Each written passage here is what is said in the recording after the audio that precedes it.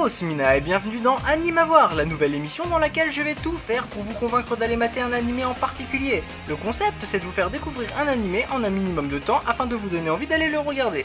Évidemment, si je parle d'un animé que tout le monde connaît ou a déjà vu, ce n'est pas très intéressant. C'est pour ça que je vais parler d'animes pas forcément très connus du grand public. Et aujourd'hui, justement, on va parler d'un animé que la plupart d'entre vous ne connaissent certainement pas, puisque celui-ci date de quasiment 20 ans. Perfect Blue, sorti dans les salles en 1997 au Japon et en 1999 en France, est un film réalisé par Satoshi Kon et produit par le studio Madhouse. L'histoire racontée nous amène au cœur de la vie de Mima, une jeune chanteuse, vedette du trio d'idoles, connue sous le nom de Cham, qui décide de mettre fin à sa carrière de chanteuse pour se lancer dans le monde du cinéma.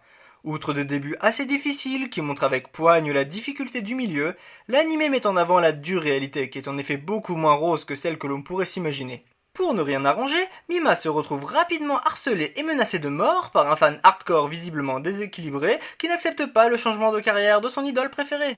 C'est à partir de ce moment que l'anime bascule et commence à prendre un nouveau tournant.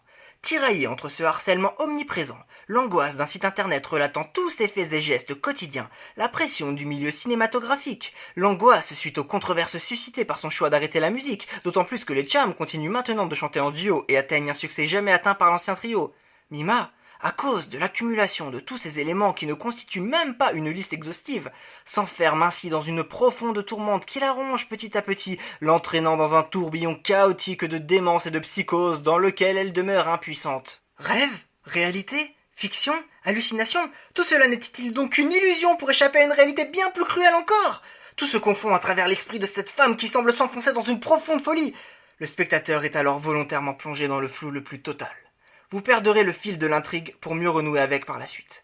En effet, à condition d'y réfléchir un minimum, le dénouement, très satisfaisant, apportera toutes les réponses aux questions que vous pourrez vous poser. J'insiste sur le fait que Perfect Blue est réservé à un public mature qui sait apprécier un animé pour son scénario et sa mise en scène sans avoir besoin de mots ou de fanservice pour être satisfait. Si vous vous reconnaissez, alors ne vous laissez pas intimider par ces graphismes un peu vieillots que vous oublierez bien vite pour mieux vous perdre dans cette intrigue qui ne vous laissera pas indemne.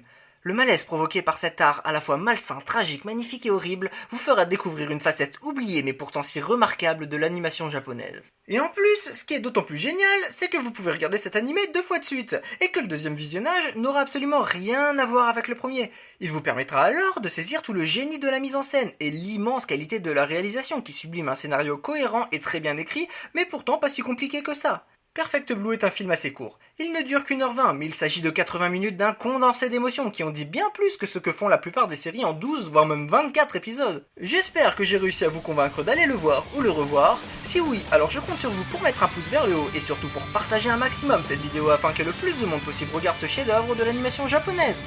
En attendant, moi je vous laisse. On se retrouve bientôt pour une nouvelle vidéo. Sur ce, Jane!